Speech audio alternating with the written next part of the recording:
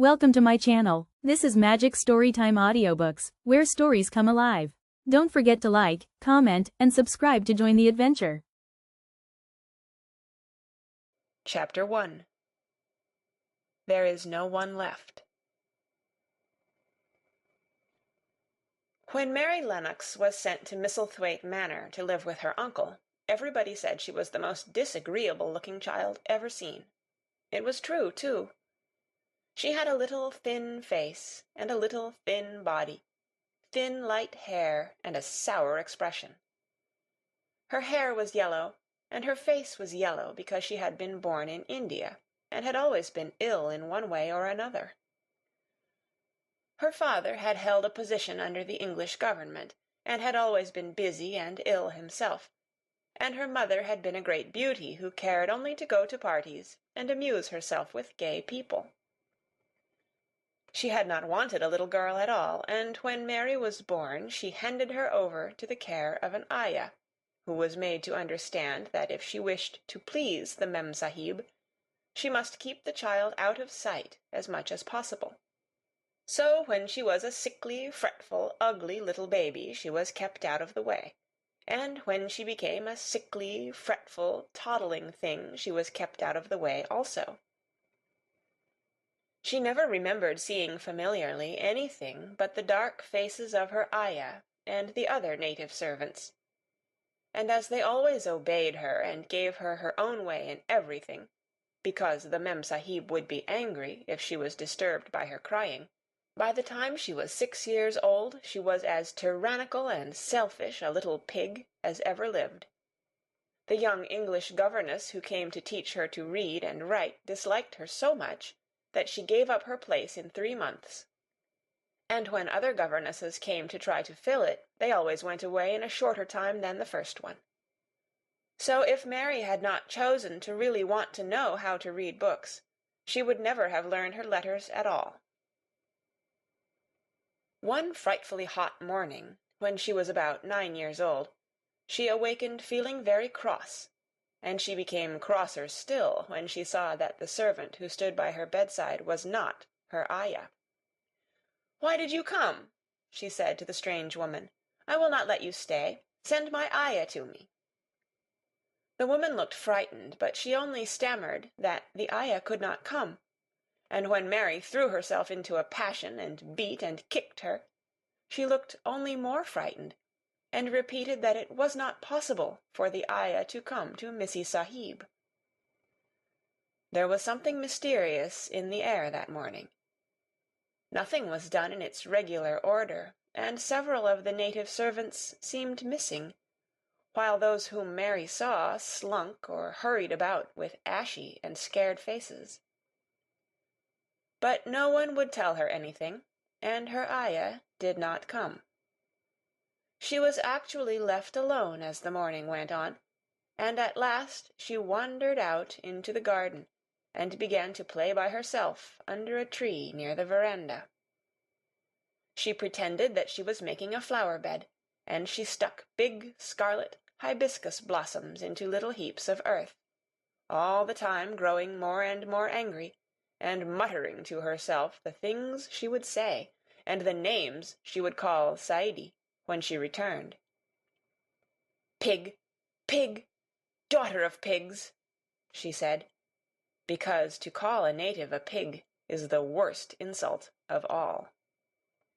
She was grinding her teeth and saying this over and over again when she heard her mother come out on the veranda with someone. She was with a fair young man, and they stood talking together in low, strange voices.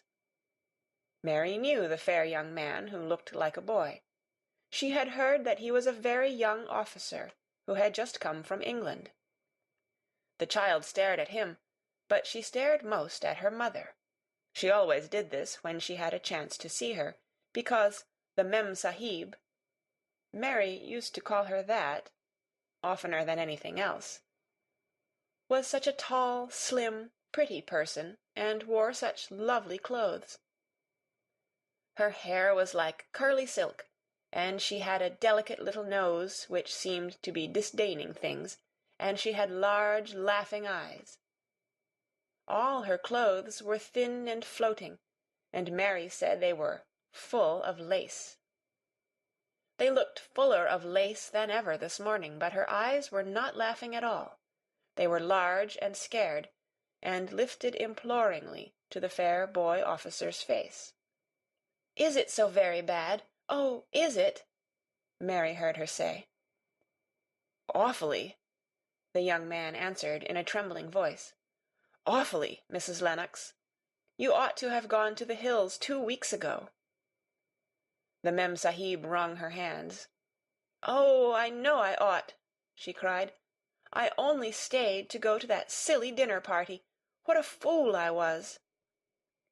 At that very moment such a loud sound of wailing broke out from the servants' quarters that she clutched the young man's arm, and Mary stood shivering from head to foot. The wailing grew wilder and wilder. "What is it? What is it?" Mrs. Lennox gasped. "Someone has died," answered the boy officer. "You did not say it had broken out among your servants." "I did not know," the Mem-Sahib cried. "Come with me, come with me." And she turned and ran into the house. After that, appalling things happened, and the mysteriousness of the morning was explained to Mary. The cholera had broken out in its most fatal form, and people were dying like flies. The Ayah had been taken ill in the night, and it was because she had just died that the servants had wailed in the huts. Before the next day 3 other servants were dead, and others had run away in terror. There was panic on every side, and dying people in all the bungalows. During the confusion and bewilderment of the second day, Mary hid herself in the nursery, and was forgotten by everyone. Nobody thought of her, nobody wanted her, and strange things happened of which she knew nothing. Mary alternately cried and slept through the hours. She only knew that people were ill, and that she heard mysterious and frightening sounds. Once she crept into the dining-room and found it empty, though a partly finished meal was on the table, and chairs and plates looked as if they had been hastily pushed back when the diners rose suddenly for some reason. The child ate some fruit and biscuits, and being thirsty she drank a glass of wine which stood nearly filled. It was sweet, and she did not know how strong it was. Very soon it made her intensely drowsy, and she went back to her nursery and shut herself in again, frightened by cries she heard in the huts, and by the hurrying sound of feet. The wine made her so sleepy that she could scarcely keep her eyes open, and she lay down on her bed and knew nothing more for a long time.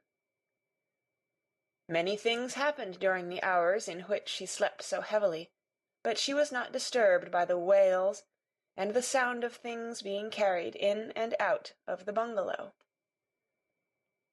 When she awakened, she lay and stared at the wall. The house was perfectly still. She had never known it to be so silent before. She heard neither voices nor footsteps, and wondered if everybody had got well of the cholera, and all the trouble was over. She wondered also who would take care of her now her Ayah was dead. There would be a new Ayah, and perhaps she would know some new stories. Mary had been rather tired of the old ones. She did not cry because her nurse had died. She was not an affectionate child, and had never cared much for anyone. The noise and hurrying about and wailing over the cholera had frightened her, and she had been angry because no one seemed to remember that she was alive. Everyone was too panic-stricken to think of a little girl no one was fond of. When people had the cholera, it seemed that they remembered nothing but themselves. But if everyone had got well again, surely someone would remember and come to look for her. But no one came, and as she lay waiting, the house seemed to grow more and more silent. She heard something rustling on the matting, and when she looked down she saw a little snake gliding along and watching her with eyes like jewels. She was not frightened, because he was a harmless little thing who would not hurt her, and he seemed in a hurry to get out of the room. He slipped under the door as she watched him. "How queer and quiet it is," she said. "It sounds as if there were no one in the bungalow but me and the snake." Almost the next minute she heard footsteps in the compound, and then on the veranda. They were men's footsteps, and the men entered the bungalow and talked in low voices. No one went to meet or speak to them, and they seemed to open doors and look into rooms. "What desolation!" she heard one voice say. "That pretty, pretty woman! I suppose the child, too. I heard there was a child, though no one ever saw her." Mary was standing in the middle of the nursery when they opened the door, a few minutes later. She looked an ugly, cross little thing, and was frowning because she was beginning to be hungry and feel disgracefully neglected. The first man who came in was a large officer she had once seen talking to her father. He looked tired and troubled, but when he saw her he was so startled that he almost jumped back. "Barney!" he cried out. "There is a child here! A child alone in a place like this! Mercy on us, who is she?" "I am Mary Lennox," the little girl said, drawing herself up stiffly. She thought the man was very rude to call her father's bungalow a place like this. "I fell asleep when everyone had the cholera, and I have only just wakened up. Why does nobody come?" "It is the child no one ever saw," exclaimed the man, turning to his companions. "She has actually been forgotten." "Why was I forgotten?" Mary said, stamping her foot. "Why does nobody come?" The young man, whose name was Barney, looked at her very sadly. Mary even thought she saw him wink his eyes, as if to wink tears away. "Poor little kid," he said. "There is nobody left to come." It was in that strange and sudden way that Mary found out that she had neither father nor mother left, that they had died and been carried away in the night, and that the few native servants who had not died also had left the house as quickly as they could get out of it, none of them even remembering that there was a Missie Sahib. That was why the place was so quiet. It was true that there was no one in the bungalow but herself and the little rustling snake. Thank you so much for watching. If you enjoyed the story, don't forget to hit like and leave a comment. And of course, subscribe to Magic Storytime Audiobooks for more magical adventures.